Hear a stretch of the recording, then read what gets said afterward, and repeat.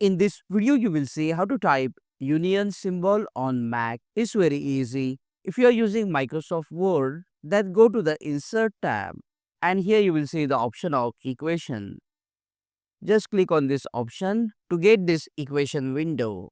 And under the equation, here you will see lot of symbols. Here is the union symbol. You just have to tap on this symbol to get the union symbol. You can also type backspace, cup, and then press spacebar on your keyboard to get the union symbol. Similarly, you can also type the intersection symbol like this. If you are not using Microsoft Word, then use the emoji keyboard.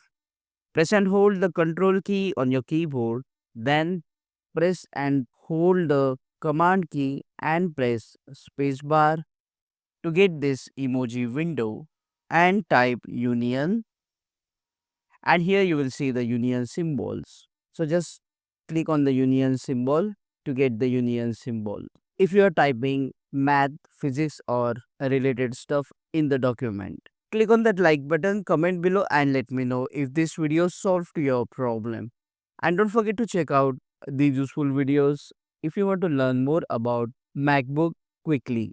See you again in the next one.